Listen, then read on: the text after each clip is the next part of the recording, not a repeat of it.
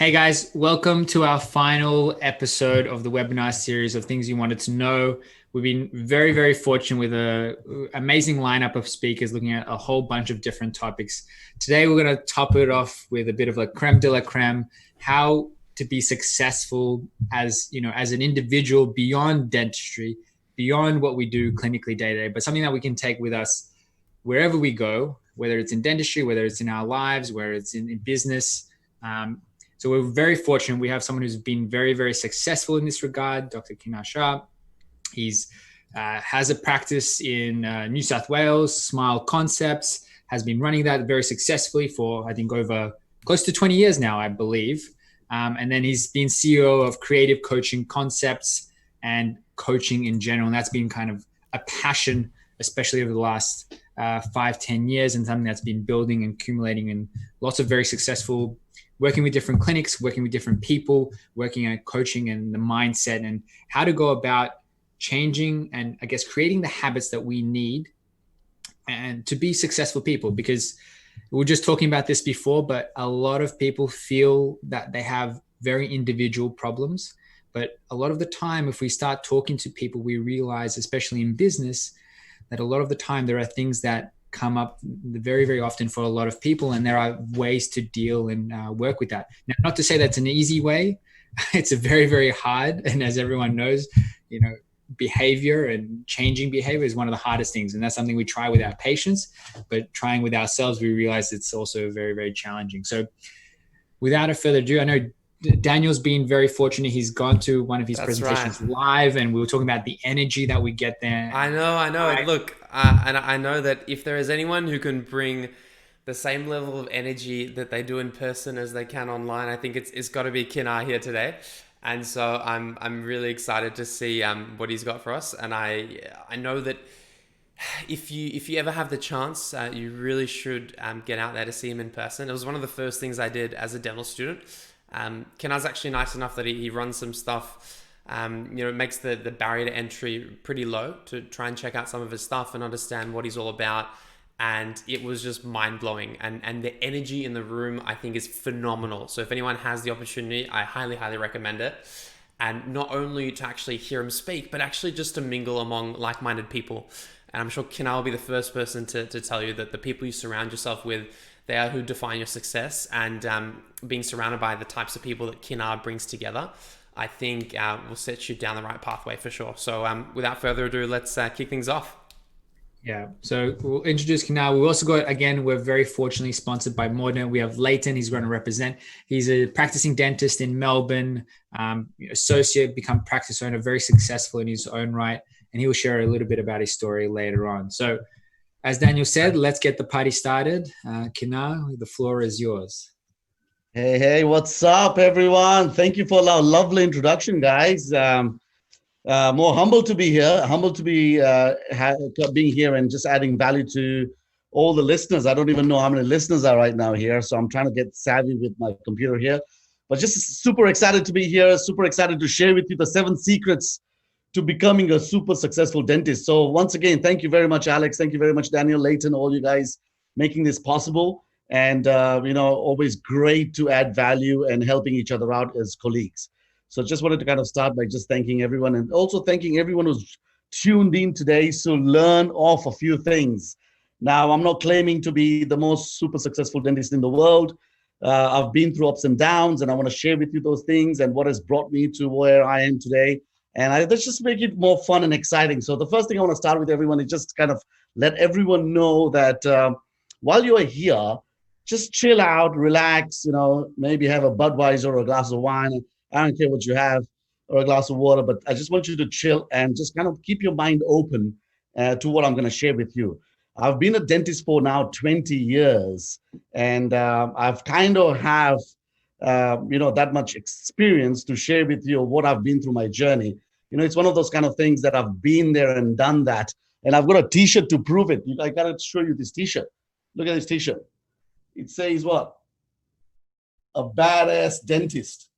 How cool is that, right? So, so I've been there, done that, guys. I've been through a lot in my life. Where you guys are right now, I've probably been through the things that you've been through.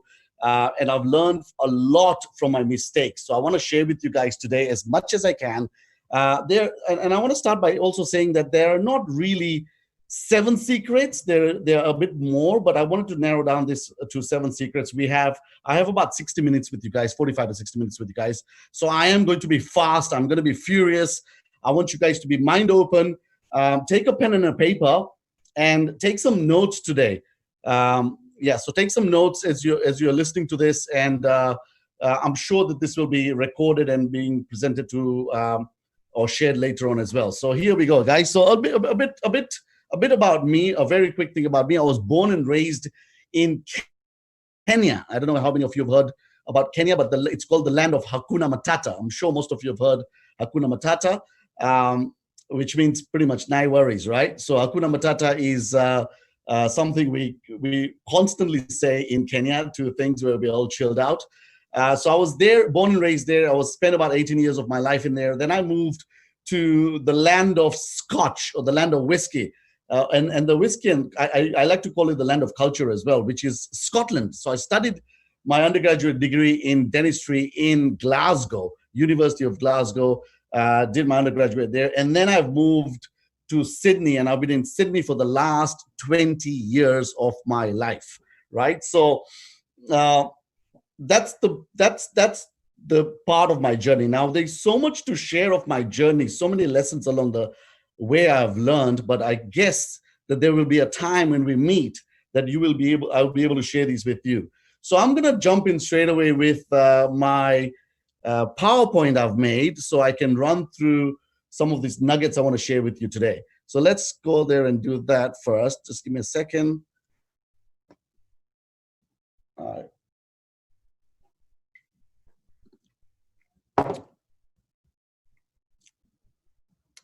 There you go. So yeah, just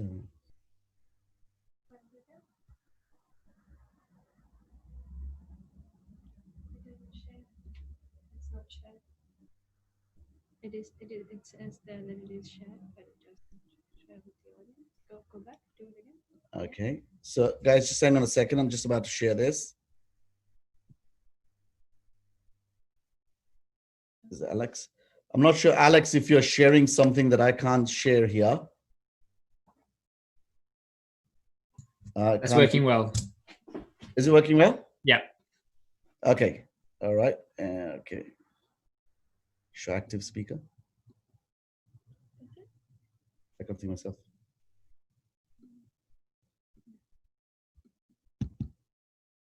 Okay. So yeah, technology. Technology is part of success, guys, and we all need to learn technology.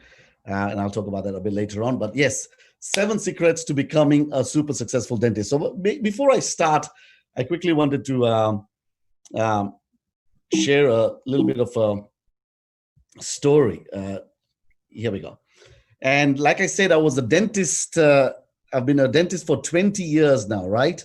And for the first 3 years of my life, I was working as an associate dentist. So this was about 17 years ago. So I want to share a story about 17 years ago. And 17 years ago, I was working with the dentist. His name was Rob. Now, before I go into the story, I wanted to quickly ask you guys, I want a little bit of interaction happening here as well. I want to ask this question to you guys, and you guys can type an answer quickly, okay? So the question I will have is that, what do you guys think is the number one thing that stands between you and achieving your dreams? The number one thing that stands between you and achieving your dreams. If you can type your answer so I can see.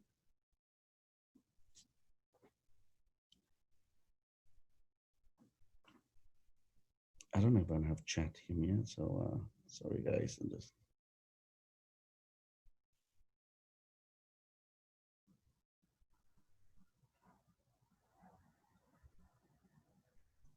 Okay, so usually when I ask this question, I generally get the answers that the number one thing that stands between most people and achieving the dreams is, fear, lack of money, lack of talent, it's self. So these kind of answers. Now, usually I end up saying that these answers are all wrong, but they're not wrong. They're actually not the number one thing that stands between most people and achieving their dreams. So see, I was working for this dentist, right? Rob, and I had a dream at that time. I wanted to open my own practice. Now, I was working for him for almost close to 2.5 years. And there was a time in my life where I wanted to open my own practice. And that was really my dream. Now, I'm sure most of you have some sort of a dream too, right? Um, so I went to Rob that day. I still remember that day so vividly. I went to Rob. I said, Rob, listen, I'm so grateful that you've given me this opportunity to work with you. You've mentored me along the way. But I do have to, I have a confession to make. And the confession is that I want to open my own practice. It's always been my dream to become an entrepreneur. It's always been my dream to open a practice. So there was a moment of silence, right? And then um, Rob turned to me and looked at me and said, Kinnar, are you sure that you want to open your own practice? I said, of course I do. I want to open my own practice, and that's what I really want to do. And then he looked at me and said, well, Kinnar, you know what? That is a great dream, but you can't leave. I said, what do you mean I can't leave? I said, Rob, I'm okay to give you a little bit of time, a bit of transition period. And, I just want to go and open my own practice. I said, he goes, yes, Kinnar, but you can't leave. I said, why can't you leave? Why can't I leave? And he said, Kinnar, I've been thinking about this, right? You've been working for me for 2.5 years. I've been thinking about it that I wanted to raise your salary. Now, at that time, 17 years ago, guys, I was on a salary, right? So, and I looked at him, I said, Rob, well, to be honest, it's not about the money. I really want to go and pursue my dream, which is opening the practice. And he turned back to me and said, Kinnar, well, I understand that, but to be honest, I really don't want you to leave. What about if I were to raise your salary to here? So I said, Rob, this is not a financial decision.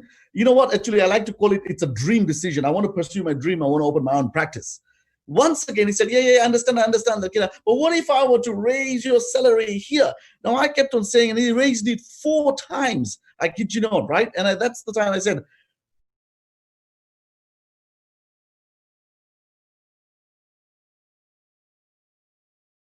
but what if I were to give you $100,000, right? And guys, 17 years ago, $100,000 was a lot of money. It's a lot of money even right now, right? All I could think about was that what I'm going to buy, what I'm going to wear, I'm going to buy a new car, blah, blah, blah, right? So $100,000. And I looked at Rob and I said, Rob, dreams are overrated.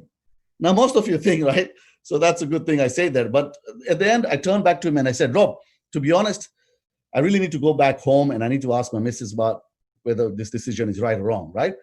So I went back home and there the missus was cooking a curry over the stove, right? So she was stirring this curry pot and she looked straight at me and said, honey, I don't know what to do. What should I do? What should I do? And she looked at me and she said, Kinnar, take the money, fool, right? And at that time I realized that, oh my God, she's saying the right thing. But then she started laughing, right? That no, come sit down next to me. So within a few minutes, we were sitting down on this beaten up black leather sofa, right?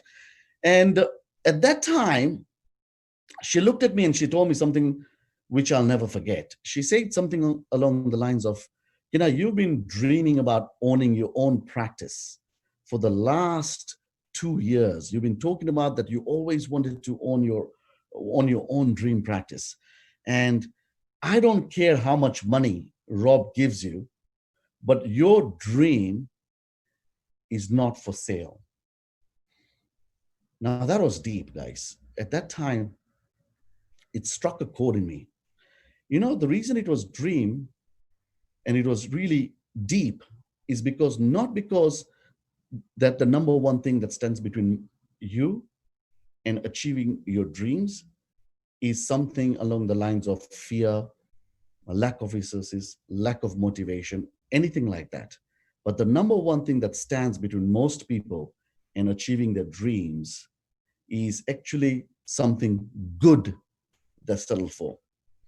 A good job, a good practice, a good team, a good life, a good weight, a good health. So much good that they ultimate sacrifice what we call the great. And this is one thing I've learned, that most people sacrifice being great because they settle for just being good. right? And that's the time I realized that this is what I want to pursue. So I looked at the missus and I told her that, here, see, there was a reason that I married you, right? So I went back to Rob the next day. I went back straight at him, looked him in his eyes and said, Rob, my missus said my dream is not for sale, right? And then I just walked away. But it's see, what I'm trying to say, tell you guys here right now is that it is my missus who reminded me at that time that my dream was not for sale. Sometimes we have people in our lives that remind us that we need to pursue our passion, we need to pursue uh, being successful in life, we want to pursue, making it somewhere big, or at least, contributing something in this life. And my journey of entrepreneurship started at that time. And that's a small story I wanted to share with you. It's the time I came 17 years ago into owning my own practice. So perhaps cheers to that, guys. And that was it, guys. So what I want to share with you right now, moving forward, guys, as you are listening to this, is the 7 secrets. Even till now, I still believe in them so much, which has allowed me to open so many businesses. So let me quickly tell you a little bit about me, and I want to share a few things. So not only am I a dentist for the last 20 years, my passion right now is in cosmetics and implants. I only do cosmetic dentistry and implant dentistry. But one of my things I also love is to consult patients, because I believe that uh, one of the things I teach is case conversion. And I believe that we are all capable of learning this skill of case conversion. Now, I'm not only a high performance coach, I'm a leadership coach, a business coach, a communication coach, a Gallup Strengths coach. I'm pretty much what we call a business and a success coach, right? I own a few businesses in regards to destiny design, creative coaching concepts, and these are my coaching businesses. I also have a Facebook group called Dentrepreneurs. If you guys are not a member of that, please join that. We speak everything to do with entrepreneurship in there, and how to evolve your mind, and everything to do running businesses and how to be successful in that. I also own a marketing and a digital company. It's called Digidental. And recently, I just wrote a book, guys. It's an Amazon bestseller. Um, Grow Your Dream Dental Practice by Design. And I will share a little bit about this at the end of this session. So that's just a bit about me, guys. I wanted to quickly show you my practice. Now, some of you have been to my practice. For those who haven't been, this is my practice in Sydney. I co-jointly own it with my brothers. If you guys are ever in Sydney, I'm always welcome. My practice is always welcome to invite you. Come and have a look around. But if you're ever wanting my time, please message me so I can give you some of my time. So have a look around. This is what my practice looks like. It's very, very custom designed. There is a meaning to all the madness we have got around my practice. And when I teach this in influencing part of my seminars, I make all practice owners understand why it's crucial to have different visual, auditory, and kinesthetic components in your practice. It's part of building a great practice. So here's my practice. That's my lounge there. You can see the TV screens there showing before and afters. There's a lot of stuff that happens in this practice. That's the chair I work on. My orange is my favorite color, by the way, guys. So you'll see a lot of orange anywhere around me if you're surrounded. And that's a bit about my practice. Now, so lesson number 1. Let's join in that quickly, guys. Your dream should not be for sale. So remember, today I'm going to share with you 7 secrets to becoming a super, super successful dentist. Now, let me start by just quickly telling you the first lesson, which I shared as part of this story, which is your dreams should never be for sale. Even Nelson Mandela had a quote along the lines of that you should never settle for a simple life when you're capable of becoming much more greater. Every one of us has dreams. And I'm wondering that what dream do you have right now, which sometimes you feel that you're not pursuing it? If I were to ask the audience in here to write down a dream that you've always wanted, maybe to open a practice, maybe to open a practice with a partner, maybe to own multiple practices, maybe to specialize in a particular field of dentistry. What is that dream you have? I'm curious to know, what is that dream you have? So can I just start by getting everyone to quickly, just in your pen and paper, write down one dream, if not two, that you will achieve no matter what it takes. So I have a saying which I say that whatever you do, right? If somebody asks you, Kinnar or XYZ, how are you going to achieve that? Your answer should be whatever it takes. So what is that dream that you will do whatever it takes to achieve? I'm just going to give you like 20, 30 seconds to write that down very quickly. Just write it down. And please do these exercises because there is a meaning to this madness. Trust me on this because I'm a coach in this, and I've coached thousands of people by now into understanding what it means by putting pen to paper. So even if you just take a moment to write that dream down.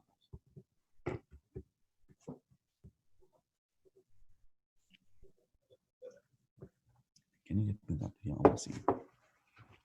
Yeah.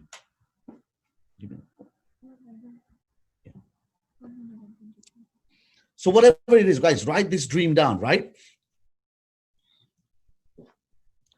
So 1 or 2 dreams. Okay. I'm hoping that you guys did that. So the first lesson I want to share with you, right? Remember, I want you to write this down, that whatever it takes, you will never compromise your dream. There was a time in my life that I had compromised my dream and it just kept delaying and delaying and delaying. And I understood, there was a moment in my life when I understood, when I told you that story, I understood that if I don't pursue my dream, no one else will. So it is only up to you guys to pursue your dream. Every successful person has got a dream, a vision, and they chase it. They chase it with their heart, they chase it with their soul. So let me give you every point I'm going to share with you. I'm going to give you 3 quick mini points to it. The first one is how to get a dream. Now, I don't know how many people have seen this video. It's called The Secret. The Secret talks about what we call asking for what you want. So visualizing. I don't know how many people meditate in here, but one of the things every successful person in the world does. By the way, just to let you know that over the time, I've spent time with Richard Branson, Tony Robbins, Brendan Bouchard. I've had like one-on-one and group meetings with all these legendary figures, right? And many, many more, right? And I'm sharing some of the stuff, what I've learned of them as well. So it's important to understand that whatever I'm going to be speaking about today, it's not just primarily for me. It's what I call from my experience, and it's borrowed experience. Borrowed experience means I've learned it from others. So how do we go about achieving our dreams? Very simple. The first thing you do is you need to ask, what do you want? Now, this is a funny thing. Why do I say ask? Because when I ask this question to most people, that what is your dream? Where do you want to be in 3 years, 5 years, or 10 years from now? Most people don't even know the answer to that. So the question then becomes, do you know what the answer to that is? Do you know what you want to achieve in the next 3, 5, or 10 years? Do you have this big ass vision about, or big ass dream, right, as we call it? Because every one of you is capable of dreaming, everyone is capable of visualizing, everyone is capable of wanting and achieving that, whatever you want, that dream you want. So the formula for that is a very simple formula, right? Ask, believe, and then claim. So once you know what you want, you need to have absolute faith that you're going to do whatever it takes. Write this down, whatever it takes to get it. Because guess what? No one else will. If you don't get it, no one else will. So whatever it takes, I want you to focus on like going, asking for it, believing it, and then you claim it. That's yours. You claim it. On that note, I want to share with you something very deep, which is what I found are the 3 major things that stops people from achieving their dreams. Are you ready for this, guys, right? And many of you will resonate with this. 3 major things that stop people from achieving their dreams. The number 1 thing, you know what it is? I call it OPO. Now, most of you have heard or may not have heard of this. OPO stands for other people's opinion. How many of you have stopped acting or prevented yourself from pursuing something just because you think about what other people will think? How many of you have done that, right? When I've coached thousands of entrepreneurs and dentists, one of the things I've realized, and this used to be me as well, right? One of the things I realized was that by just thinking about what other people think, or other people will wonder or think about what we are going to do already stops us from taking that action. How many of you resonate with this? Click a yes or a Y, just if you resonate with that. Well, we start thinking about what other people will think, right? So I'd appreciate that if you guys can be a little bit interactive, and if you give me a bit more, I will give you a bit more. So that's how it works with me, guys. So other people's opinion, right? So this is the issue I'm always seeing most other people are facing, which is stops them from achieving their dreams. The second reason which stops people from achieving their dreams is them thinking that they're not capable. They're not capable, or they don't have the right resources. And this is the completely the wrong way of thinking. The most important way to think is that how can you, like, being resourceful is from the inside out, right? You guys can achieve anything you want. Do not let anyone or anything tell you otherwise. Anything you want in nowadays is accessible. You want to learn a skill, accessible. You want to study something, accessible. You want to get a loan, accessible. It's possible. Whatever it is that you're thinking that's stopping you from achieving your dream, it is possible, right? So think about the dream you've written, and then ask yourself that what excuse are you making that to not go and pursue that dream? What excuse? Is it other people's opinion, or is it that you feel that you're not capable, right? And by the way, there just on a side note, I'm also what we call a Gallup strengths coach. Every one of you guys can go and get this test done. It's not expensive. It's called a Gallup strengths test. How amazing would it be for you to find out what your strengths are? Did you know that possibly 95% of dentists don't even know what their strengths are? So they've never done an assessment, a proper deep assessment. One of the top or the best assessments in the world is this assessment called Gallup Strengths Assessment. So Google that Gallup Strengths Assessment, and I don't know, it's 50 or $100 or whatever it is, get it done. It's an amazing assessment. It will actually tell you what areas in your life you are powerful or what your talents are. It's an amazing thing to do, right? So that's the second thing I wanted to share with you, which stops people from pursuing the dreams. The third thing, and a very important thing, the reason why people don't even know what the dreams are, or what dreams, or what their vision is because they have never set goals. So if I were to ask you this question, have you guys have financial goals? Do you guys have career goals? Do you guys have friendship goals, family goals? Do you have health goals? Do you have spiritual goals? Do you have fitness goals? Do you have possession goals? We all love possession sometimes. So there are 12 areas that you guys need to set goals in, because the day you set your goals is the day you start dreaming big. And that's the next point, guys. You have to dream big. I'll just take a sip of water, guys.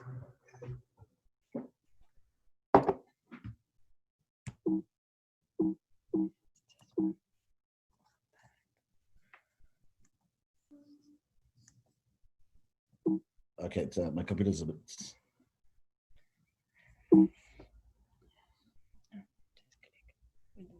Yeah, so that was the next point, guys. Bigger the better. You got to dream big. There is absolute no point in dreaming small. And write this point down, guys. One of the time you think, it's almost as if like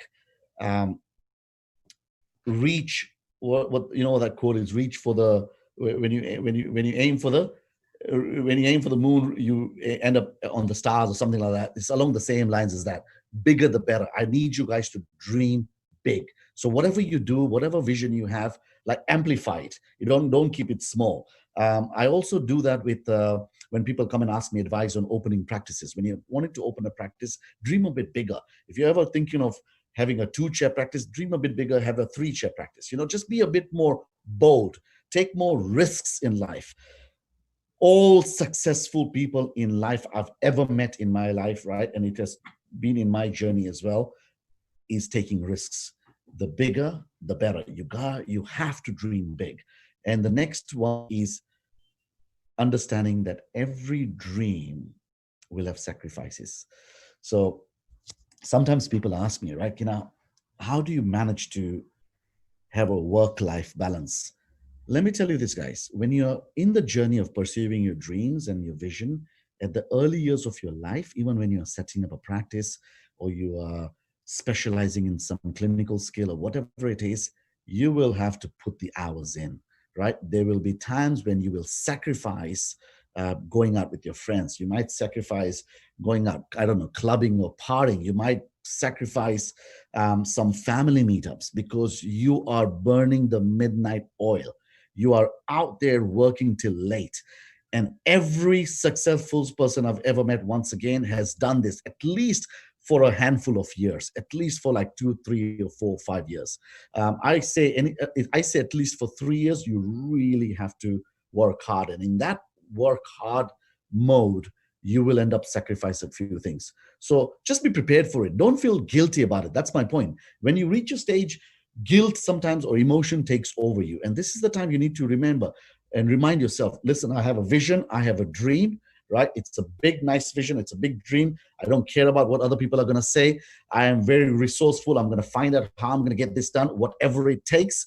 And I understand that if I need to make sacrifices, there will be some sacrifices. So, ladies and gentlemen, I hope you guys got a great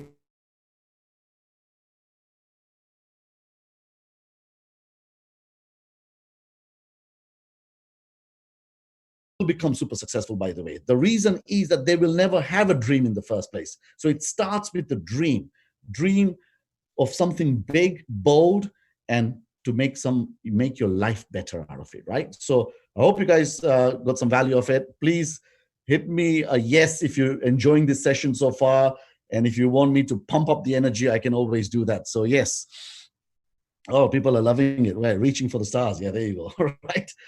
So, guys, I'm trying to read the chat a little bit, but I've got Mia here. Mia's my executive assistant. She's a wonderful, wonderful girl, right? And she's helped me set all this up. Sometimes I get lazy in setting these things up, but I'm just here to add value to you guys. And yes, so let me move on to the next point, right? So the next point, guys, or the next secret, I would say, the next secret.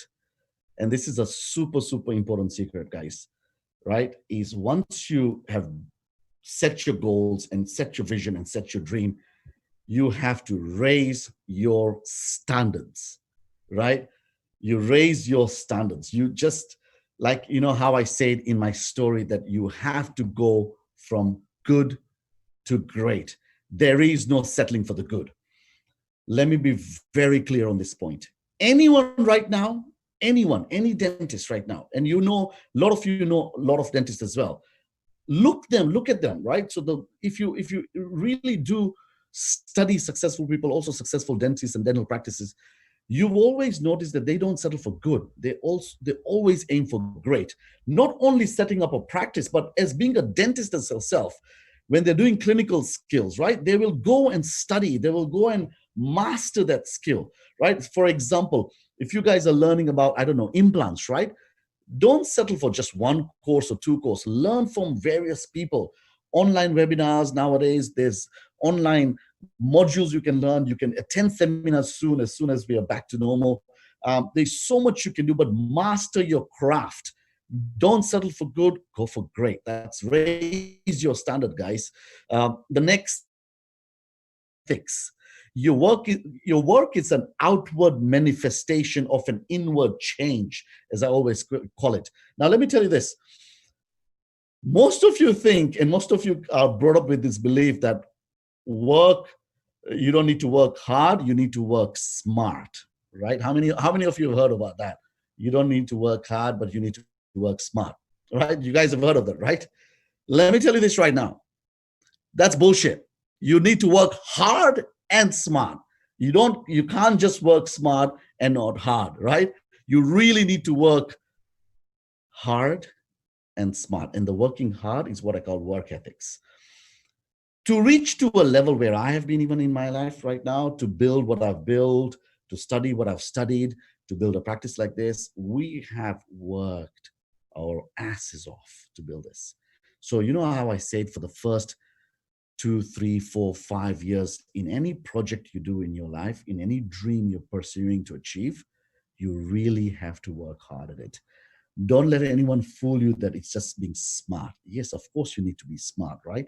And you learn along the process. But by the way, the way to become smart is only two ways, right? You fail and you learn, or you learn from other people's mistakes. It's a very simple way. And to learn from other people's mistake, either you talk to them, or you read audiobooks, or you attend seminars and you learn from them, right? So this is the two main ways to do it. So work ethics, guys, put a note down. I have many dentists who come to me, Kinnar, I'm so tired, I'm so exhausted. I work a whole day of clinical. I go home. At the time I go home, it's 6 in the evening, 7 in the evening. I say, so effing what, right? By the time you sleep is 10, 11, 12. You can't spend 1.5 hours working on you. You can't spend 1.5 hours working on your business. This is what I call work ethics, right? On the weekend, how many of you, like I've got a priority that I work from not less than 5 to 7 hours on a weekend as well. So it's only 2.5 hours on a Saturday, 2.5 hours on Sunday. Every one of us can afford that, right? It means reading a book, reading journals, whatever it means, but your work ethics need to be there. Only if you want to be successful. If you don't need to listen to these guys, right? Because most people think that success comes easy. It doesn't. At the initial years of your life, you got to work your ass off. You got to have work ethics like no one else, right? The next one, guys, which relates to the point I just mentioned about. How many of you keep saying this? I should do this. I should do that. I should go to the gym. I should eat well. I should look into improving my case conversion. I should. You should all over the place, right? You got to change your should to a must. I must do this. I must study case conversion. I must look into my marketing. I must master my clinical skills. Anytime you use the word should, will never lead to success. The must will lead to places you've never been to. So when you start using the word must, it almost like there's an inner shift that you start taking control of the quality of your life. I used to be one of the biggest should persons you've ever met in your life, right? Back in the day, where I used to procrastinate and tell myself, you know what, I should start eating well. I should start going to the gym. I should start looking into improving my communication skills. I should do this. I should do that. I never ended up doing anything till I made it a must. The moment my mind went into a must mode, everything changed. So I hope, guys, point number 2, raise your standards, has helped you understand what it takes to become successful. So guys, that's a bit of a summary. I'm going a bit fast. I'm going furiously. Usually I speak half an hour to an hour on this subject, but this time it's allowed me only to be here for another half an hour with you guys. So allow me to be a bit more rapid. Are you guys enjoying this? Another yes, another, come on, give me some love, guys.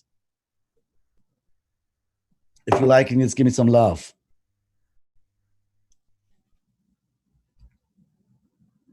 Yeah, Daniel, I read that been driving daily. Hey, guys. So, Daniel, I just wanted to answer that.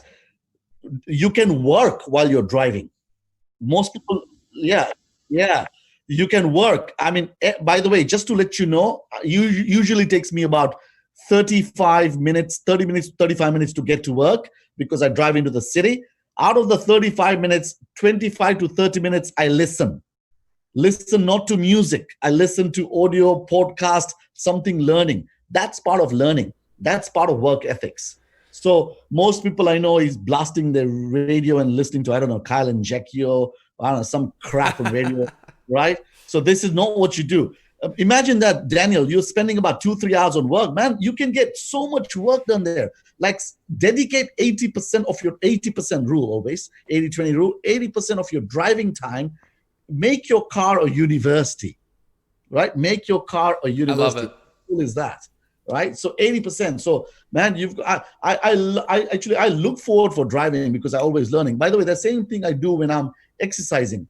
80% of the times I'm exercising, I'm listening to stuff, and the other 20% could be music or something like that. But 80% times it's a must, right? So there you go, guys. I like that. Make your car your university. I'm going to remember that. Man. This is, by the way, this is what successful people do. This is why there's only the top 3% of the population, or maximum the top 5% of the population is successful.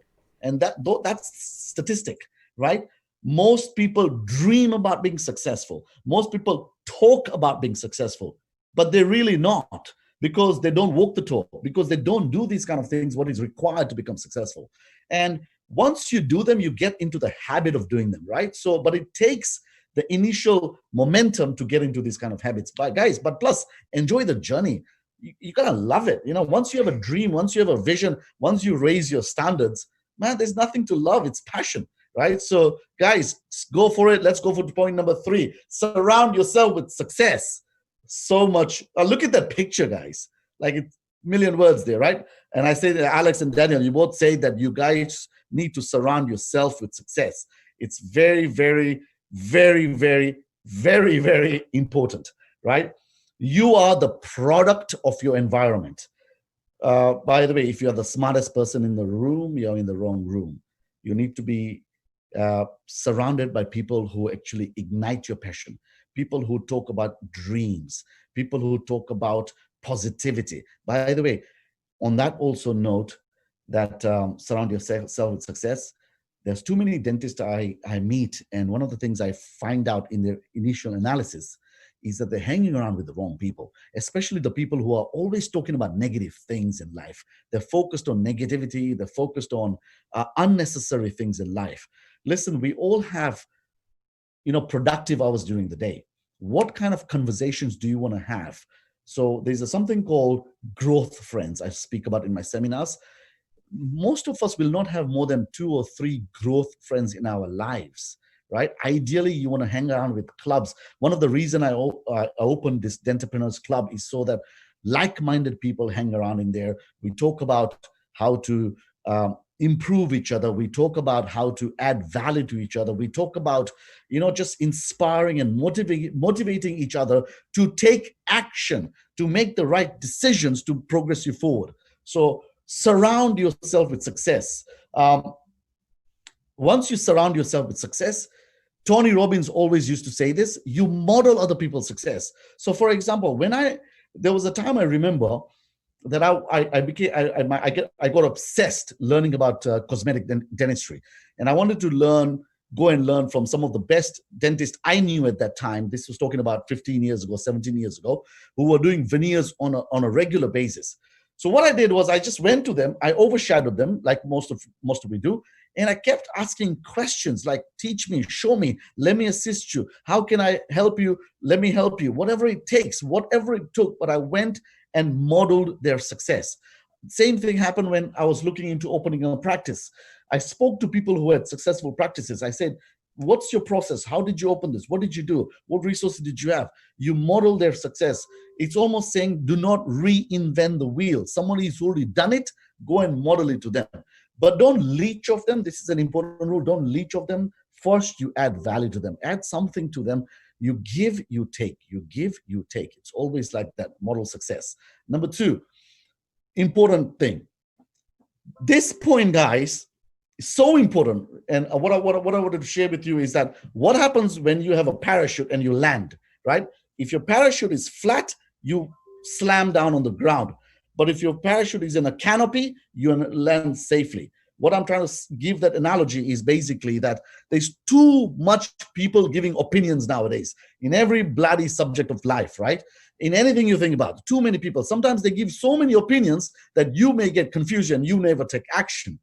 So let me remind you again, who are you listening to? Who are you listening to? Are you listening to everyone on social media? Are you listening to the right people? Are you listening to the people who actually walk the talk? Right? It's an interesting question, right? There was a time when I was listening to everyone, my mind was wide open like that parachute, and I got nowhere till I decided that, yes, I want to keep my mind open, but not wide open. So that's this point I wanted to make, which is be careful of who you listen to in your lives. And ideally, ask about whether they've gone through that journey in the first place.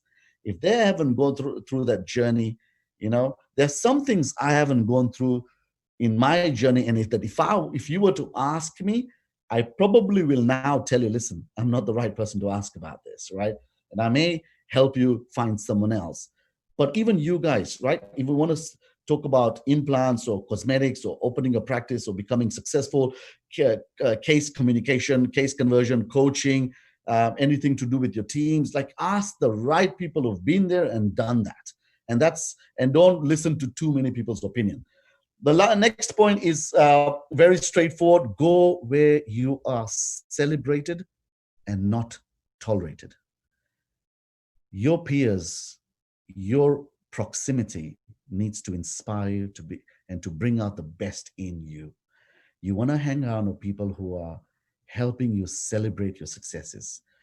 You don't want to hang around with those kind of people who are um, you don't want to hang around with those kind of people who are always bringing you down, or you meet these kind of people who are never appreciative of what you do, or they're never cheering you on your journey. Get rid of them, or at least meet them less often. So the point I'm trying to make here, guys, is that find this level of growth, friends, and proximity, and surround yourself with this level of success, that people are inspiring you, pushing you, helping you to grow your minds, evolving you. It is so, so important in your journey of success, because you are the product of your environment. And I cannot stress this anymore. So point number 3, surround yourself with success. How are you guys going? Mia, can I just have some water in there, please? Yeah. So let's move on to point number 4 quickly.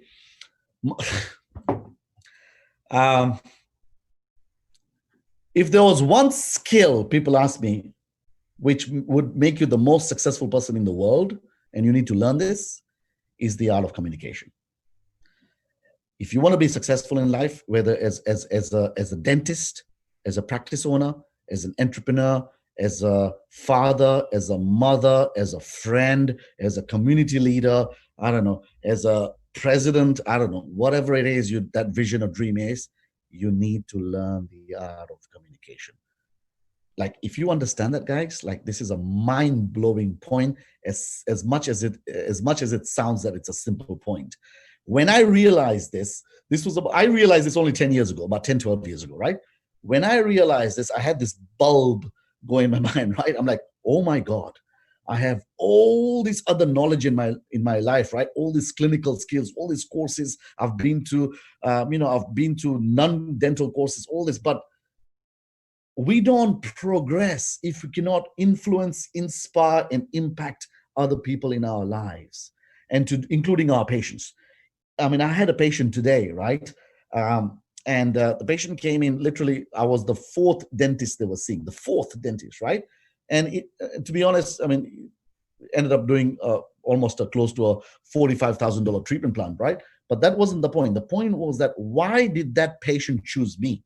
It's a very clear, why did that patient choose me? Because I could understand, I had the art of communicating with that patient. Now, there are 3 ways of communicating, and I need you guys to understand that. Most people just focus on one. I call them the 3 V's. We call them the visual communication, the vocal communication, and the verbal communication. What does visual communication stand for? Visual is everything to do with body language. Remember, 60 to 65% of communication you have with anyone else in your life is regarding body language and what we call micro expressions. But guess what? 90 to 95% of dentists don't know that. They don't know the art of body language, or the art of reading what we call reading other people, right? Objection signs and so on. People who don't agree with you are seen on your body first before they even speak. So body language, and this is something I teach in my communication courses, but body language, you need to go out and learn it. And the second part is what we call vocal. So first was visual, second is vocal. Vocal is the tone you use. Tone, like I almost say, your energy introduces you even before you walk into a room. Pretty much what that also means is how you say hello, how you say hi, how you communicate with your tone. So important, right? So dentists, you need to learn this. I don't care if you're an introvert or an extrovert, irregardless, you need to learn the art of communication. I can help you with that. The other things, books can help you with that. But know the secret: visual, vocal, and of course, verbal. Now, most dentists think that just because they know how to, I don't know, explain a root canal treatment or explain how to do a crown prep, that they're going to win the patient over. Doesn't work like that, guys. You need to know the art of body language, what we call visual and vocal. Verbal is important as well, but there's a secret to verbal as well. And one of them is what we call the NLP, which stands for Neuro Linguistic Programming. Neuro Linguistic Programming allows you to actually understand how a human mind works. So for those who don't know what NLP is, the reason I put that point in here is maybe just to introduce you to the word NLP, Neuro Linguistic Programming. And now, if you don't know what that is all about, read a book on it. It's very simple. I mean, there's plenty of books in there. But basically, can you imagine the ability to read a person's mind, how they're thinking, how they're feeling, how they're behaving? Because if you can influence that, you can get any result you want. One of the best ways which I use especially, is also not only having clinical skills of doing a particular clinical treatment, but then how do I go about getting the patient to choose me? Because nowadays there's a lot of competition going around, and the consumer or the patient has got a choice who to choose from. So not like back in the old days. I still remember about 20 years ago or even 17 years ago, there was a time when I used to tell the patient something and they would agree on it.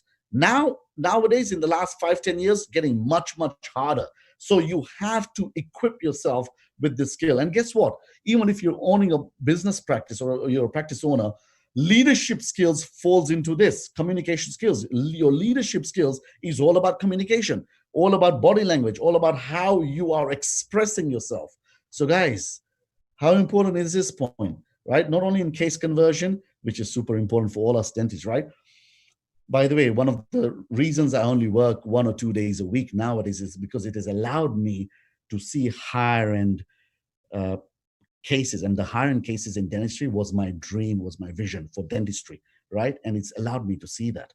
A lot of dentists want to reach that stage to do a particular type of dentistry, but they have not reached that stage. One of the big reasons is because they do not, or they haven't mastered the art of communication.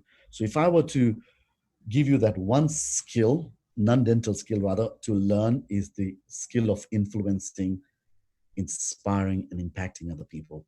And I kid you not, this will blow your mind away. So are you guys loving it so far? Art of communication. How many of you want to master this art? Give me a yes or a like if you want to master this art. Yes, and Reese is saying Tony Robbins, Oprah, Obama. By the way, any top leader in the world, uses this, the art of NLP. And that's why it's fascinating. The art of communication. I mean, sometimes you model their success. You learn from these legends. I mean, you guys have seen even, like Obama expressing, Oprah, the way she speaks, the way she conducts herself. NLP and the art of communication. Amazing.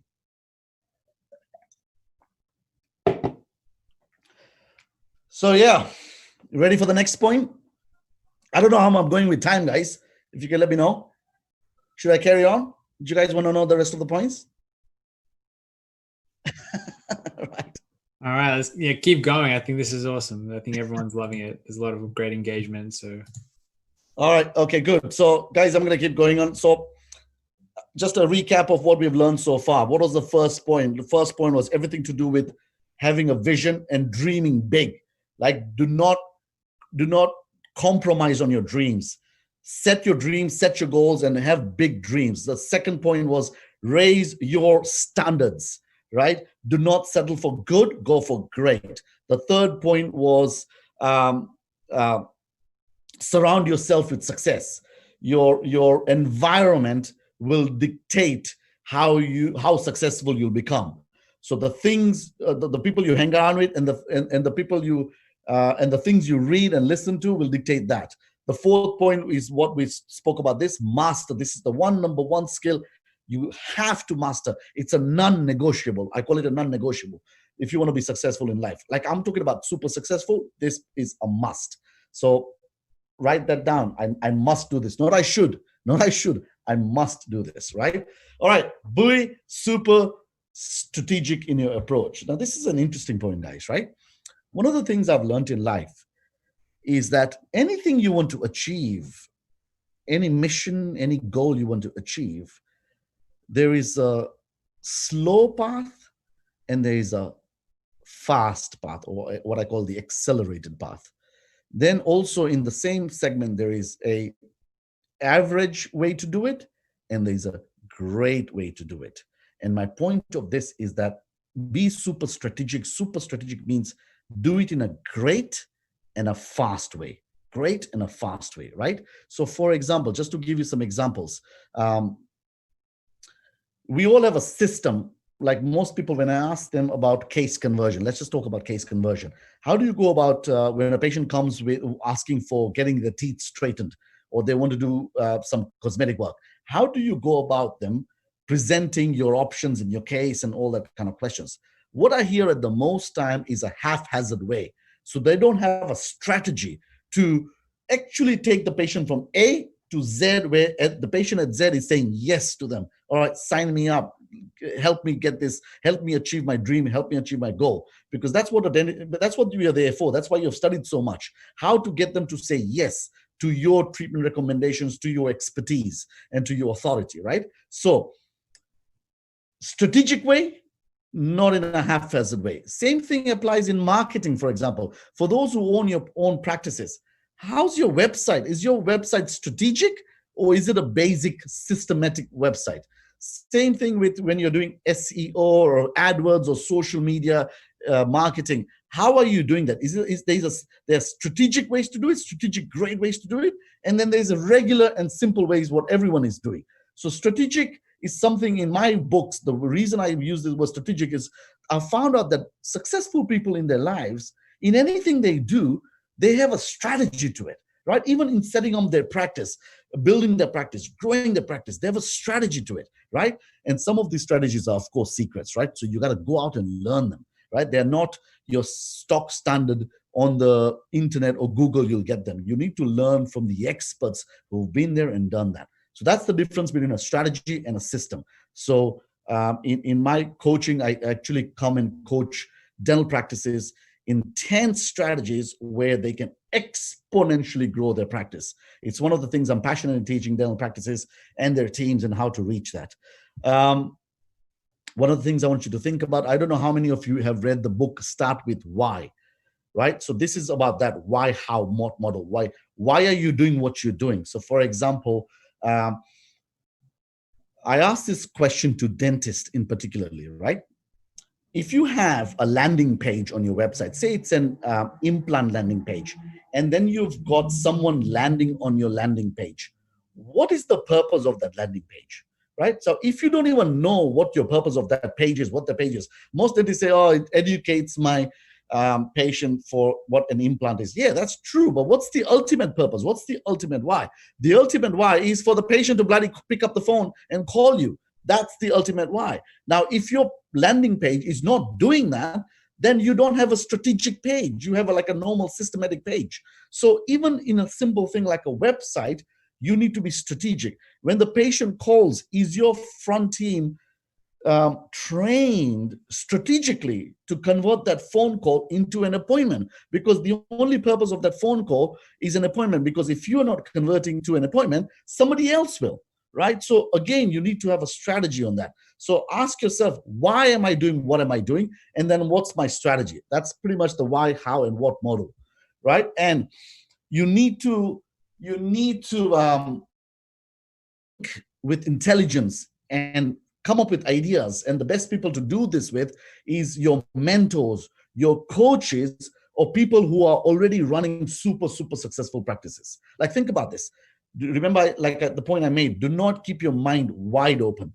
There are too many people learning from too many sources nowadays and getting confused, right? Like, pick someone who is seeing shitloads of patients, right? And just ask them, how did you manage to attract so many patients to your practice? How did you manage to convert them into your leads and convert them into your phone? And how did you manage to case convert them, right? Because yes, these business principles or the success business principles are so important that strategy is super important for success. Otherwise, you'll be stuck into running systems.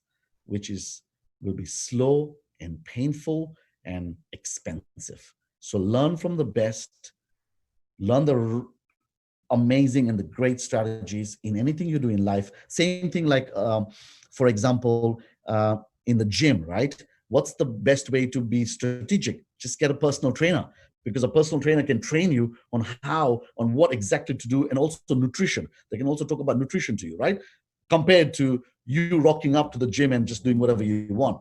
We learn from mentors, coaches, and other people who've been there. And that's what I wanted to share today in this point. Be super strategic in your approach. Valid point, guys. Can you give me a thumbs up, a like, a love, something to let me know that this point was great?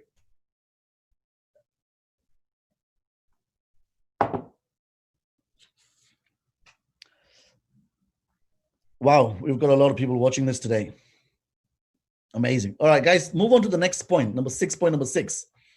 such a cool point, right? So classic, right? When I ask you guys, how's your day been today, right? This is a typical answer from a dentist or a dental practice owner.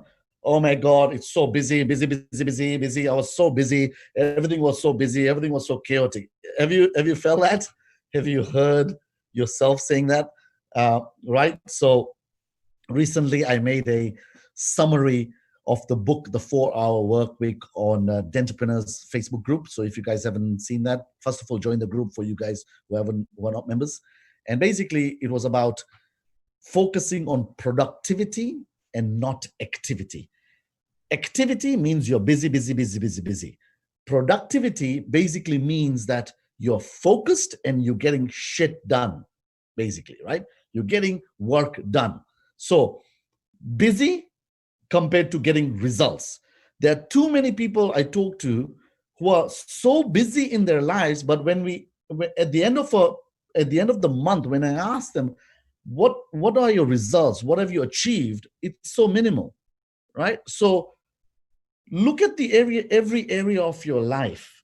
Where are you pretending to be busy compared to be getting fantastic results, right? Rather be focused a bit. Once again, there are two laws I speak about: Parkinson's laws and the Pareto law here. But just be focused and get work done in such a way that you're more productive and not busy, right? And this applies to every area of your life, guys, but I'm hoping that I'm portraying this message to you so you understand this. Because every one of us, even including me, every one of us, there is some part in our life where we claim to be busy. Like, once again, even to the gym. How was your gym session? Yeah, I was so busy, it was so chaotic. But if you really think about this, you could have worked just for 15, 20 minutes and got your work done, or got your exercise in there, right? You didn't have to be there for like an hour and just glancing about and bumming around, right? You could have done it in 15, 20 minutes and out of there, right? But that's what we call productive. So I just want you to think about this, that how you can become more productive. 2 laws of high productivity. This is Parkinson's laws and Pareto's laws. There's a short video I've already made on the Entrepreneurs. Go see it when you have some time. And one of the tips I have for every one of you, right, is that when you have a goal, when you have a project to do, chunk it down. Sometimes the goal is so big, right, but just by looking at the goal, like, you fizzle out, right? So sometimes you just got to chunk it down into bite-sized chunking and focus on it. Let me give you an example. I wrote this book here, right? I was procrastinating the hell out of writing this book, right? I was like, how am I ever going to write a book? And the way I did it was I got so overwhelmed with this big goal of writing a book, because I wanted it to be a #1 bestseller, right? So it is a #1 bestseller, by the way. But what I thought, I literally procrastinated for a good 2-3 months on writing the book. Then I came back to my senses to this lesson, pretty much, right? How about I chunk it down? So then what I did was I said, okay, it's going to have an introduction. It's going to have 10 chapters, and then it's going to have an exit, right? So a last conclusion. I chunked it down. So all I did was worked on the introduction. Every chapter was one project by itself, every chapter. And then I had and it took me a good few months to do this. But once I chunked it down, I felt productive and passionate about getting it done. So that's what I'm saying. Sometimes Most of you are not achieving your dreams and goals and visions, right? Because it's too big. Chunk it down and have focused action. Very quick, second last. This is the second last secret to success, and I'm talking about these are the secrets to success, secrets to being a super successful dentist. Because all dentists, at the end of the day, are entrepreneurs at some point, and that entrepreneurship involves these lessons of success. And that brings me to moving on to the last point, guys, which is you will fail. And that's a promise, right? you you will fail. Whatever you do and however you want to look into it, you will fail. And I usually tell this to people that if you're not failing, you're not trying big enough, right? So every end of the month or two or three, ask yourself, have I failed anywhere? And if you cannot think about areas where you have failed, means you are not stepping outside. You know, Denzel, right? Everyone knows Denzel Washington. I was listening to one of his speeches, and he said there were 9 dots, and you were supposed to connect the 9 dots in like a square form. You were supposed to connect these 9 dots without lifting your finger. And the only way you could have done that is that to go outside the box to complete the whole picture. How amazing is that? Think about that for a second, right? Most of the things you will do in your life will require to go outside the box of your current thinking, of the current capacity you have, because it is outside the box is where we learn things, where we grow, where we evolve. And in this outside the box, when you start attempting and trying a few things, you will fail. As much as this point is the last point, I want you to pay focus to this point, because at the end of the day, there is never failure. It's only feedback. So big a point that anytime you feel let down by something that has not worked out, you can only ask yourself one question. Have I failed in this? Or have I learned something from the feedback it is trying to give me? And trust me, with the second question or the second response, that I'm learning something from the feedback, you will get up and start moving forward in life. And that's how, because have you ever had a time that you failed in something, right? And you are sulking about it for days upon days upon days. It could be a relationship, right? It could be a failed project. It could be a failed practice. And on that note, I wanted to share something with you guys, which is when I shared that story with you guys, that my dream was not for sale at the start of this webinar. And I said I went and I left Rob and I went to pursue my dream of opening a new practice.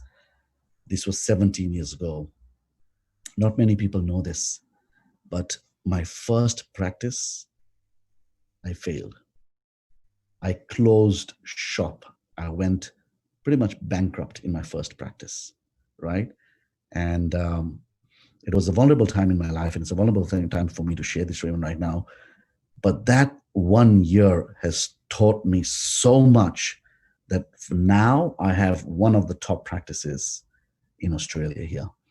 And you learn from your failures. You learn from any mistakes you do. So you will fail, and do not think about that as a failure. Think about the feedback you're getting from this, because anytime you start being outside the box and challenging yourself and moving forward faster than anyone else is or greater than anyone else is, you'll be knocked down, right?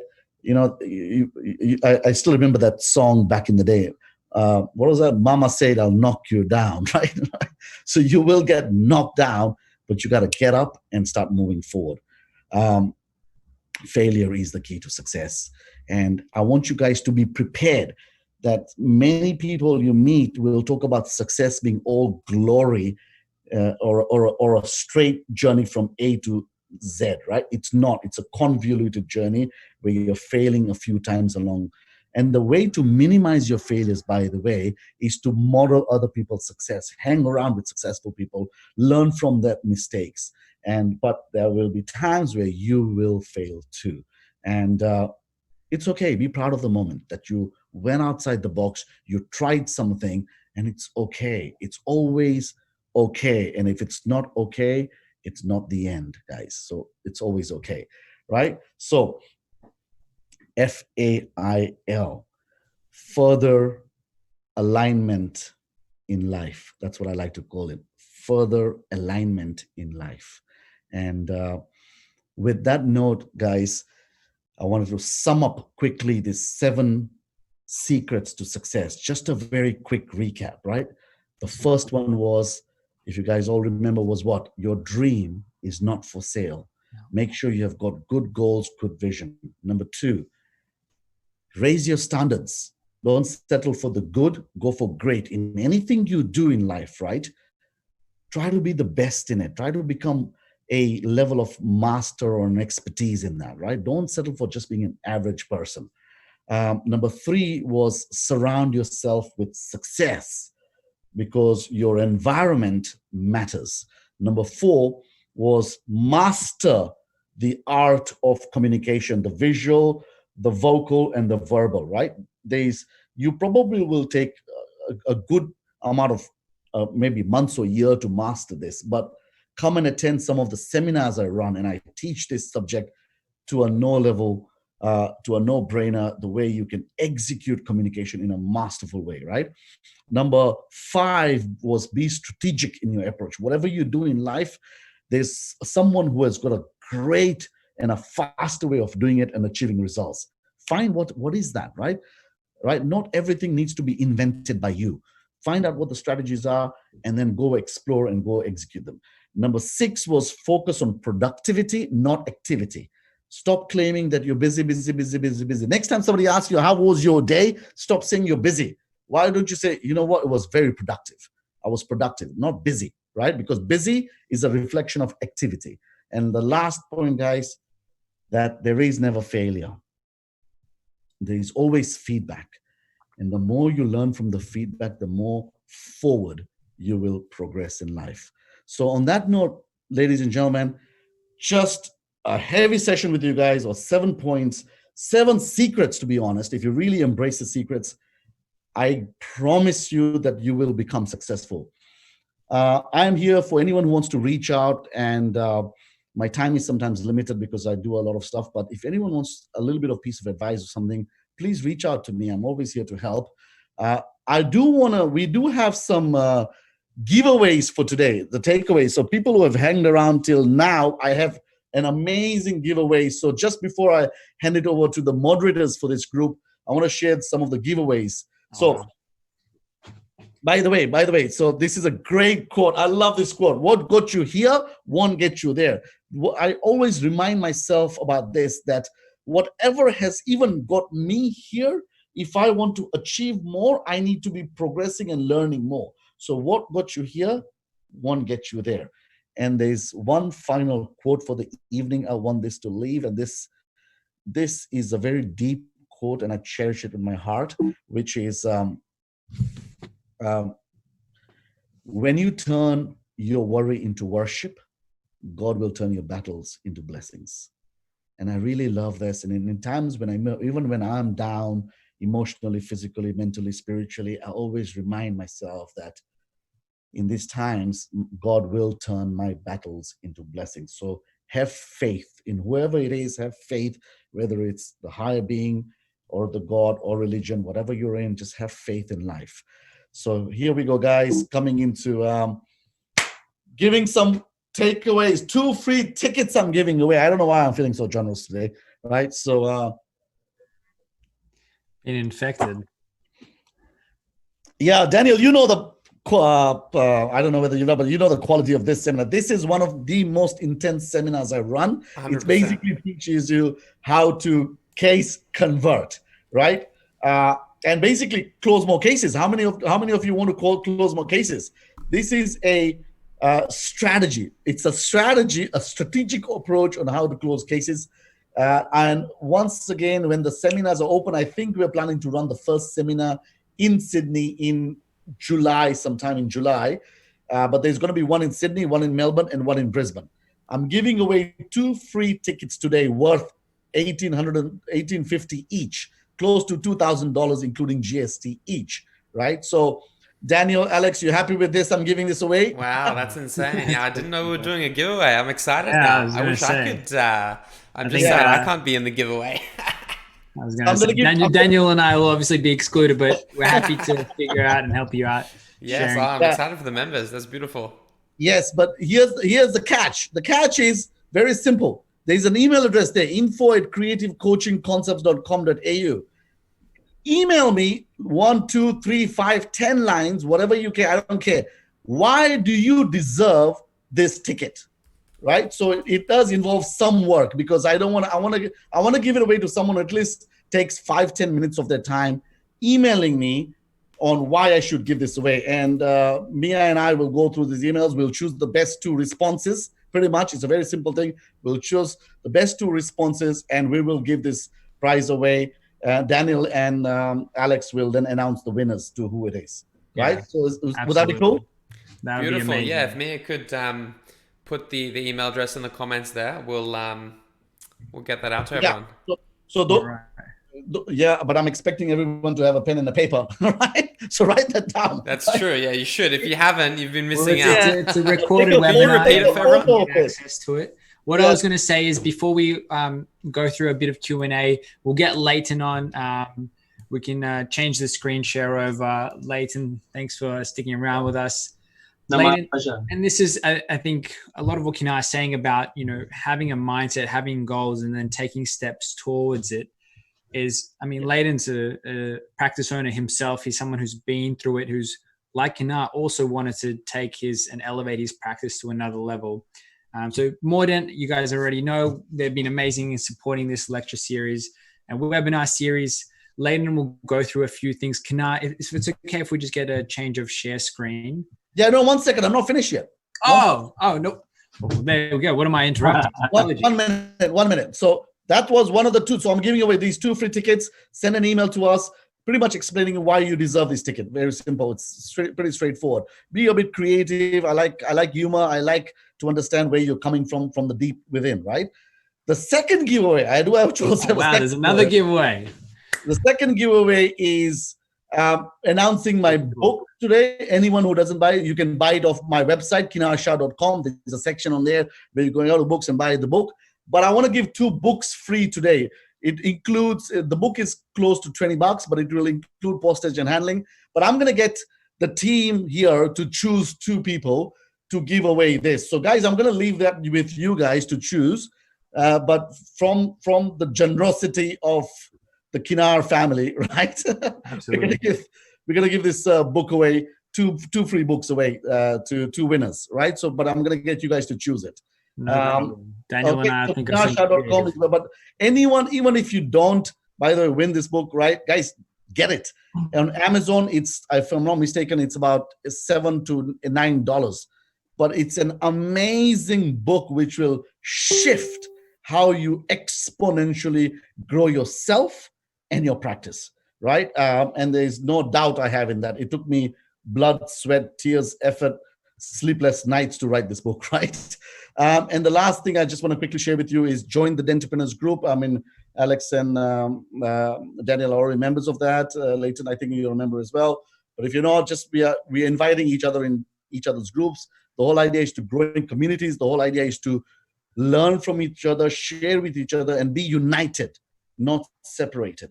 And I love what these guys are doing. So thank you so much, guys. And I'm going to hand over the screen share. So I got to get this screen share out. And there we go. Is that okay? What? Yeah. Perfect. All right. Well, Leighton, I'll let you go straight into it. Yeah, thank you, Alex. Thank you. And thank you, Kinnar. I really enjoyed that presentation. I can resonate a lot as a new practice owner as well. So I definitely need to hit you up because you shared a lot of gold there. All right. Does the screen look okay, guys? Yeah, that's perfect. Wonderful. Well, look, just to the community out there, my name is Leighton. I've been asked and graciously invited by Mordant, Alex, and Daniel to, I guess, share my experience on dental implants since being a new grad and I guess being MIS and Mordent user since the very beginning as well. I'd love to not only just share my experiences, but also the workflow that I really enjoy, that's well supported by Mordent as well. I guess just a bit about myself. I graduated from Melbourne University in 2011, and I moved out to Wangaratta for the first 3 years. That's where I was really able to hone my skills in general practice. It was a really well-run practice with a lot of great patients. I got a good taste of a broad range of procedures, and I quickly learned what I liked, and I quickly learned what I didn't like as well. And I think that's really important in the first few years, just to really try everything and give it a good go. And pretty much the whole time I was there was zero scope for dental implants work. The principal did the odd case here and there, but there really wasn't a demand for it. So it was only when, in 2015, when I moved back to Melbourne and joined St. Vincent's Dental Centre, under the guidance and mentorship of Dr. Harry Schledden. That's when I was really introduced to dental implants, because Harry was really focused in that field, and also learning from Professor Dragan Gruber, who was across the corridor. And so when I came back to Melbourne, I had zero patients, I had a lot of time, and I made the most of that, just really observing Professor Gruber and Harry, assisting in surgery, using my downtime to complete all the DIA courses, and really learning more about the componentry of implants, and sizes, all the drilling protocols. And I guess since then it's been an ongoing journey, and I've attended various other courses, interstate, internationally, and really investing in myself, learning more, and expanding my knowledge in that field. And I guess come to 2019 and currently, when Harry retired and I took over the practice. Since then, I've been taking on a larger load of implant treatment work, and now it forms a significant part of my daily practice. I still enjoy surgery, prosthodontics, and I learned very early on I didn't really like endodontics, and there's much more talented associates and specialists that I enjoy working with. So, like Kinnar said, it's an ongoing journey. I still feel like I'm a student for life, and the education and the mentorship never stops. Now, I work a lot with Mordent because I really, firstly, I'm a self-professed technology and dental geek, and I love how modern implantology really incorporates this whole digital workflow. And that's why I really enjoy working with a company such as Mordent that really shares the same vision. Because the benefit that I find for my patients, and I guess for myself, is when you're working in the digital sphere, you can really map and plan out the final goal with the end in mind. And the replace stent, I find the whole workflow is an A to Z solution, starting from implant planning, whether we take a cone beam CT scan and an intraoral scan, leading onto a 3D printed surgical guide. And then that leads on to the CAD designed restorations as well. And one of the great things I love about guided surgery is the ability to be very minimally invasive and very accurate at the same time. And our practice really places a massive emphasis on patient experience and comfort. And I find that if you're able to perform an implant procedure with minimal post-operative discomfort and downtime, it's a great practice builder. And as part of the workflow, for example, for anaesthetic, we used to use the wand, now we use the CalAject, computer-assisted local anaesthetic delivery. It's another product brought out by Mordent as well. And I guess just that encompasses the whole workflow. It's just so nice to work with a company where the philosophies align, not only just the products, but the customer service focus, constantly innovating and championing digital workflows, just like our clinic. So I just want to quickly go through a case that demonstrates this workflow. It's something that we will routinely do. For an example, we have a patient here with a missing 1/6 tooth, and so we're able to merge the cone beam CT with an intraoral scan or a scan of an impression, and in which case, the M-Center planning team are able to digitally wax up the tooth, again, starting with the end goal in mind and working backwards to know exactly where to place the implant accurately using guided surgery. And very minimal crystal incision was made and the implant was placed And as a result, we get beautiful soft tissue architecture and support and healing from there. From this stage, an impression or a digital scan is taken. And I'm just going to play this video here, which is basically a screenshot video of basically a restoration proposal. And this is just a 3D PDF file exported from ExoCAD. And this is where the lab has really mapped out the restoration for me to see and approve to final milling. And this is where I'm really files the abutment choice, because the last thing you want is to receive the restoration, and if it's not to your liking or not to your specifications for any reason, then that's a whole other delay in the process and a cost involved as well. So you're kind of seeing what you get before it's made. And then here we have the restoration in situ on the stone model. And there's really no surprises when you receive this back. It's exactly as we designed it on the CAD software. And so here we can see the digital design on the left. It's on the master cast and then in the intraoral situation as well, which is ideally where we want it. And again, no surprises because we started with the end goal in mind.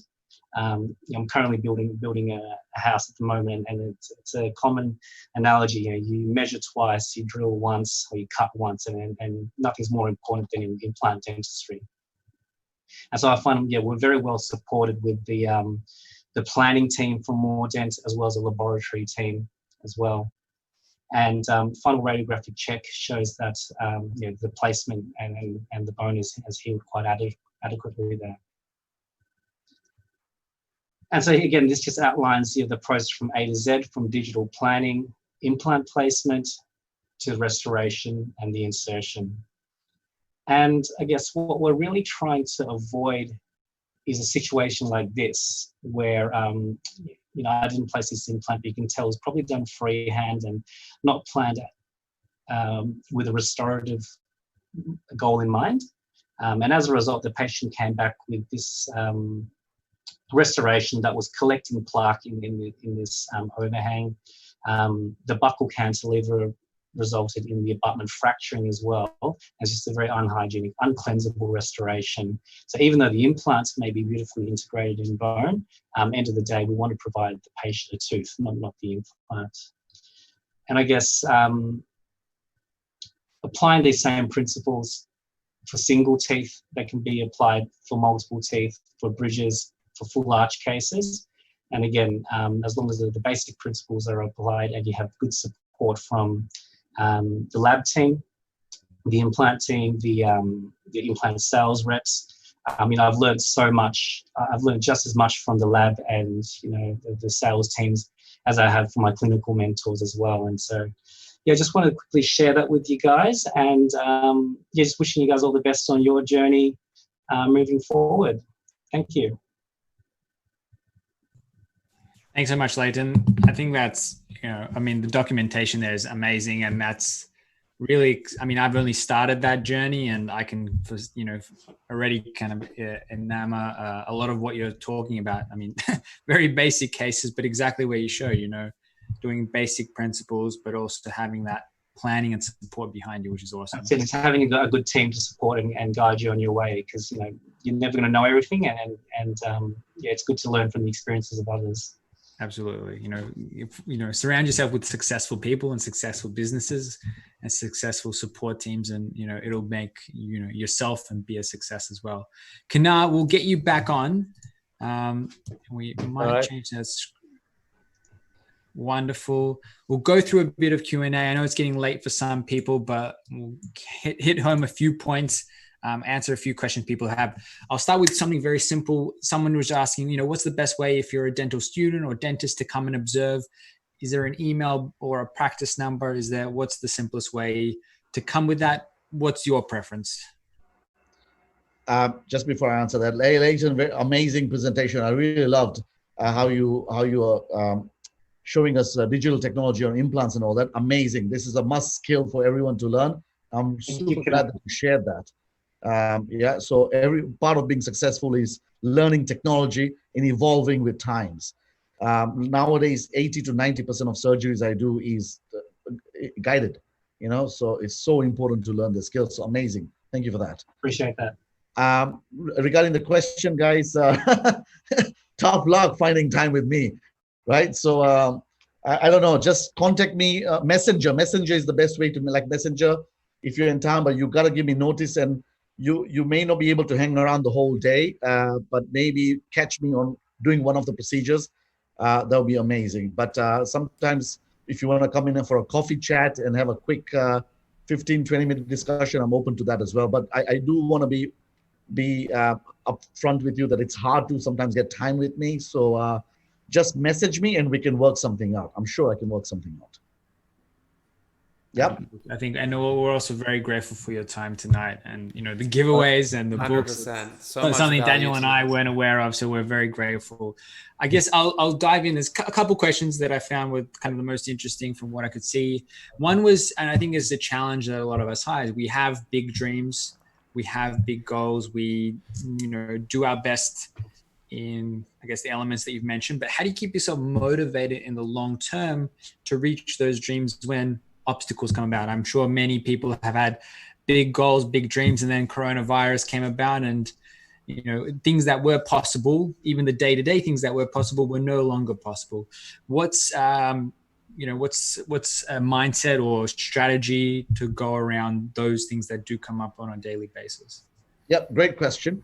So the first part of the question is that there are two kinds of motivation: internal motivation and external motivation, right? External motivation is what you get from other people. Internal motivation is that you pump it up within yourself. Right. So let me talk about external motivation, which is much, because many of us rely on that, which is why you need to have success friends, why you need to have growth friends, where you can pick up the phone or message them and hang around. They're keeping you pumped. We all have that people who say, hey, Ken, let's go party, and we all get pumped, right? That's the same way you need to get people who keep you pumped in doing and achieving the goals you have set. So you have to discuss the goals with that one or two or three key people in your life who will always support you and will celebrate that success with you, right? So that's one way of doing it, which is whenever you're feeling down, sometimes even me, I reach out to those people and they instantly pump me up and say, hey, Kinnar, what the F, get back into track, right? Like, stop making excuses. Like, lessons we just taught, stop making, and we make excuses. Like, there's no reason to make excuses. Get back into it, right? That's how, and also knowing the fact that only 3% of people will make it, or 5% of people will make it, because they know these secrets to success, right? So that's one point. Now, the second one, which is more deeper, is internal motivation. Internal motivation, basically, you need to remind yourself the passion you have for what you're pursuing. You remind the passion. Like sometimes I know Daniel is building a practice right now. I'm amazed to see him do that. But there are times when he faces like, oh shit, what the hell am I doing? Right? Yeah, like every other day. Correct. And he needs to remind himself, this is his goal, this is his dream. He may take a few years to get successful, but this is something he wants to go achieve. And remind himself about the passion. And the second part to it is that sometimes motivation comes when you're listening to something inspirational or you're reading inspirational. What I have a quick tip for everyone is particularly for me, is when I'm feeling down, I instantly go into education mode. So I go pick up a book, pick up something to listen to. Now, generally that's non-dental. I don't focus on dental because that we don't get into the game, but listen to someone motivational. So many motivational speakers in the industry. Listen to me, right? I don't know, right? But listen to or read something nice. Where's your podcast, Kinnar? This is it. Listen to this, right? And you'll be fine, right? So that's what I mean. All of us will have down days, but it's the people who will succeed will be the people who get out of it faster. Because the more you are into this negative spiral, the more you'll remain in there. You need to kick yourself out. So either external motivation or internal motivation, or together kick them in. Yeah, I think that's very reflected by when you kind of mentioned the non-verbal communication. When you see someone with that positive energy walking in and that excitement, it's hard to be negative around a positive person. Yeah. And so I think that's a really key aspect. And obviously, I think a goal every one of us should try and be that positive person for ourselves and for other people. Yeah. So I think that's a Really good. I'll just quickly add one more point. As you mentioned, you remind me of something, Alex, which is exactly what you said, which is the other way to get a quick what do you call it, an injection of motivation is to stop what you're doing and go for a brisk walk, like breathing fresh air. So remember physiology. In NLP, we learned that physiology controls your output, right? So the way sometimes we are down there and we're working something, or we're doing 10 root canals in a row. I don't know what you're doing, right? But I hope not. yeah, I hope not, right? Finding the MB canal or whatever that canal is, right? You gotta get up, and you gotta move. Just move. Like go dance, go for a walk, whatever it takes. But even if it's for 5-10 minutes, you have no idea what just instant dopamine and serotonin levels will come kicking in your body, and it will get you back into that motivation mode, right? So just a good point on that. Absolutely. I think Gene, who did one of our presentations on ergonomics and posture, I think one of the key things was as a body, we function best when we move. And so, that's a really awesome element. Something that you mentioned in terms of something I've read Malcolm Gladwell's book, Start With Why. I think that's a beautiful book for anyone to read, to try and understand in yourself why you are doing whatever you're doing. Because, whether it's just dentistry, whether it's, working, cooking, exercising, finding some sort of why and exploring that why will give you a lot of motivation. It will also, I think, also helps you create the right goals, because I think that's sometimes what a lot of people, you listen to someone talk about themselves and then they talk about their goals and you think, this doesn't fit. This isn't the same person. And so I think that can sometimes be a question of, are you doing something that's reflective of yourself? Or maybe there is something within yourself that you're working towards and that's why you have those goals. But at least knowing within yourself why that is, I think that's really empowering. Yeah, 100%. Know your why. You have to know your why to truly progress anywhere in life, right? Like same thing, like you keep on bringing these simple examples of, how many people, did you know that there was a meme which said that, during the COVID times, the gyms were closed, right? Right? But there was a meme that said that 80% of the gym membership owners don't even know the gym is closed. Why is that? How many of you have signed up for gym memberships and never been there? The reason is that your why wasn't strong enough to pursue that project. So you need to you need to really, before you do, now that's one of such a big thing. Whatever I do, if I want to make an app, if I want to make a software, if I want to get more patients into my practice, I start with why. Why am I doing this? And be very deep about it, right? Not just a superficial why, but go deeper into it. Yeah, absolutely. I have a question, can I also, that sort of piggybacks on one of the questions one of the members had and what Alex just mentioned, which is, with the long-term view, what are the daily habits that people need? You mentioned meditation, but there's some of the other daily habits that they need to actually engage with their strategy over a long period of time. If they have a dream that will take them a year, 10 years to achieve, how do they actually strategize and implement it? At a broad level, what are the habits, the motivations that are required to get it done? There's six? Must, non-negotiable 6. Every successful person, I'm talking about every successful person I've met in my life, follow the 6. You want to know about them? There's a book written on it. It's called The Morning Miracle. It's called Savers. I'm going to write this down. The Morning Miracle. Okay. Okay, so SAVERS. S stands for silence. Silence is meditation. There's a quote on that. If you cannot meditate for 1 minute, you need to do it for 1 hour. Interesting, isn't it? So everyone needs to meditate, even if it's for 3 minutes or 5 minutes. And the best meditation I like doing, or the simplest meditation, is what we call breathing meditation, where you entirely just focus on the breath, going in, up nose, back, all the way diaphragm, all the way out. Just focus on the breath for 3 to 5 minutes. So silence, S for silence. Then A for affirmations. Remember how I said in the dream point that you have to ask for your dreams. You can't just have a dream. Affirmations, affirmations is everything to do with how you want to project your life into. So things like, I am a great communicator. I am a money magnet. I am a great practice owner. You gotta have your, like, literally say this. You may sound mad in front of your family or in front of your friends. Maybe lock yourself somewhere and say it.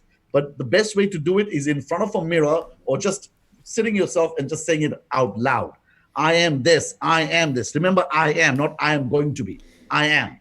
I am. I don't mean to interrupt, but I'm sure there's lots of people out there that are thinking that this sounds crazy. You know, maybe they're people that they haven't really delved into the world of meditation, of self-development and everything. Why is self-affirmation important? You know, why do you think everyone should be doing it? To reach success. Those people who have said this probably haven't reached success. Okay.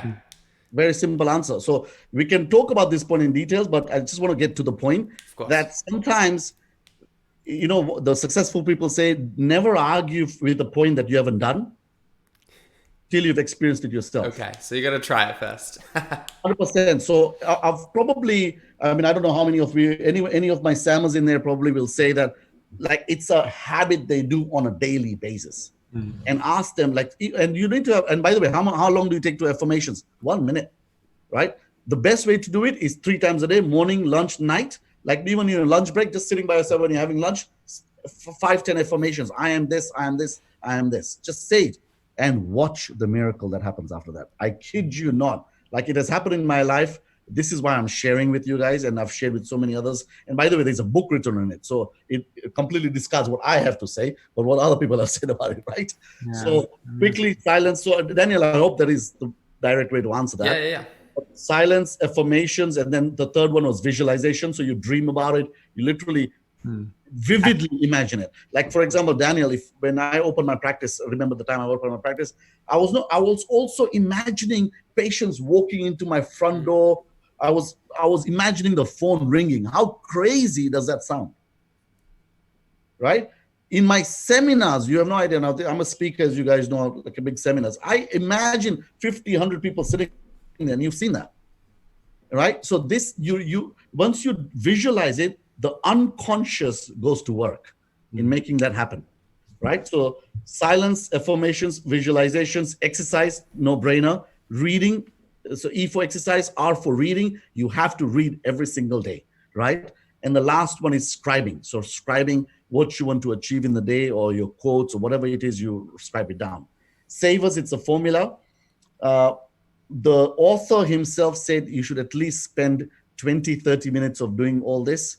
For me personally, on a daily basis, it's an hour and a half habit, 90 minutes every day. Every single day, 90 minutes, excluding the reading, by the way. The reading actually is 90 minutes on its own. Wow. So one of the biggest takeaway from these savers, and if I were to summarize which habit you say will take you to the success, is reading. Reading or listening, like reading or listening to growth stuff, to strategies, to success principles, business principles, clinical skills, whatever it is. Educate, educate, educate. That's it. I think that's really powerful. And I think something that a lot of people don't realize, success is whatever you define it. It's not success financially. It's not success. I know we talk about entrepreneurship and business, but for some people, and for lots of people, it's about being happy with yourself, feeling healthy, and, you know, being a loving family member, or whatever that may be. And I think it's important to try and decide whether you want to be an active participant in that definition of success for yourself. So I think this is... Alex, that's such a beautiful point. One of the biggest seminars when I talk about this is actually I get people to define what success means to them. And one of the things I always point out is happiness is not success, because you cannot be happy 24/7 a day. All of us go through emotions, right? The ultimate goal in life actually is the word what we use, fulfillment. So you need to feel to a level on a daily, but like, for example, tonight, before you go to bed, you need to ask, am I feeling fulfilled tonight? That's it. Am I feeling fulfilled tonight? And for that to happen, you need to ask, did I grow today? Did I give today? You have to grow, you have to give today. Did I give today? And so did I grow today? And did I give today? 2 questions you have to ask every single day. And if you can satisfy that, like giving also means offering our services as dentists and all that kind of stuff and doing good dentistry. But growing also, did I grow? If you can satisfy that kind of two effective ones, you start feeling fulfilled in life. You start enjoying your life, because we cannot be happy 24/7, right? Happy is an emotion.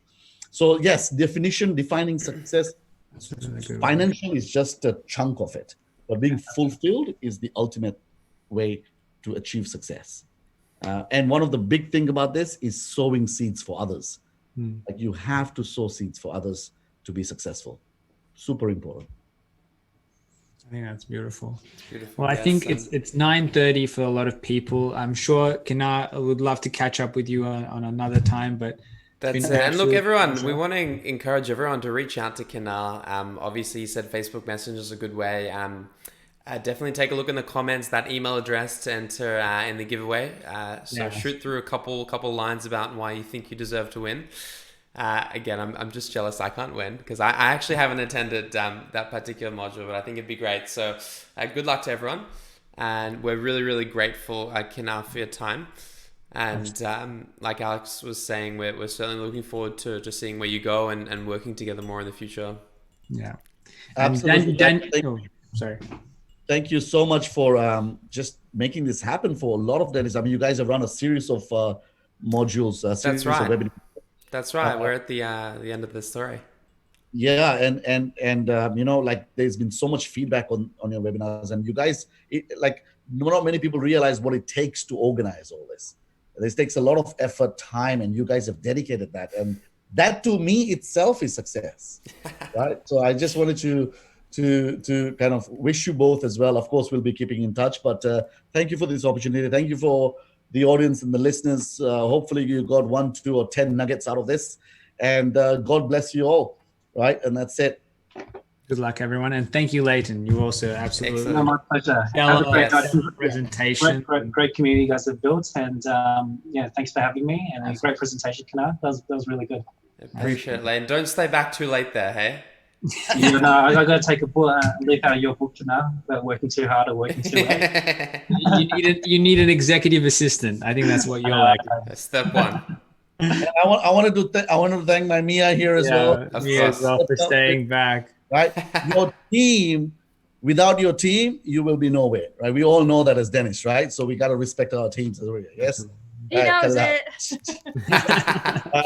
Guys, take it easy again. I gotta shoot. Take care. Excellent. Thank you so much. Have a great night, guys.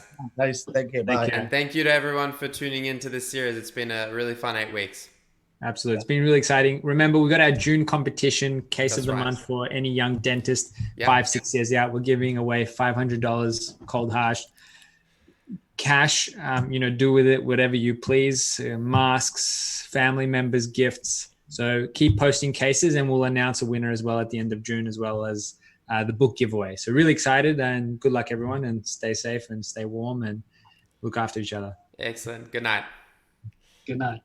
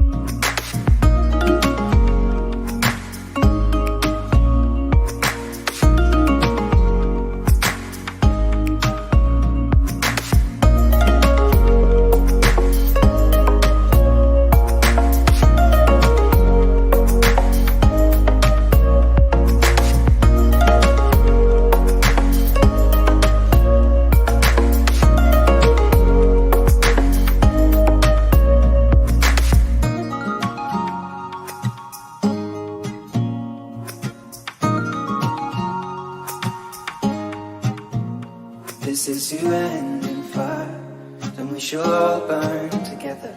Watch the flames climb high into the night, calling out, Father, oh, stand by and we will watch the flames burn over and on the mountainside.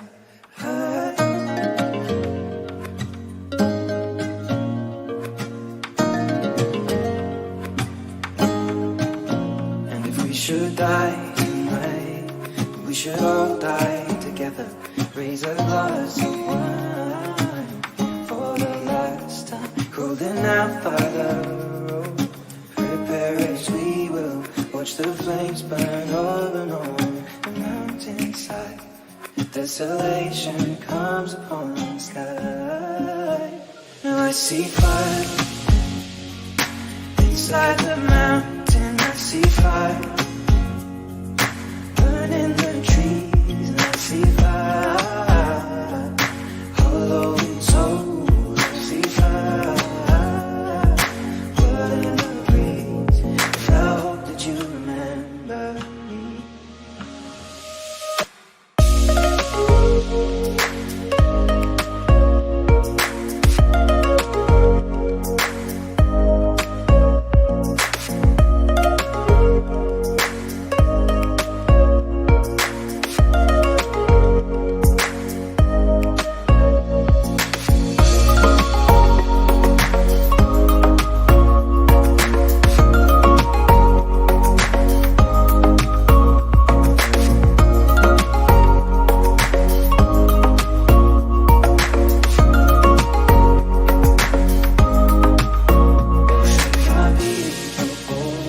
Surely I'll do the same. Confined in mountain holes, we got too close to the flame. Calling out, Father, oh, hold fast and we will watch the flames burn over and on the mountainside.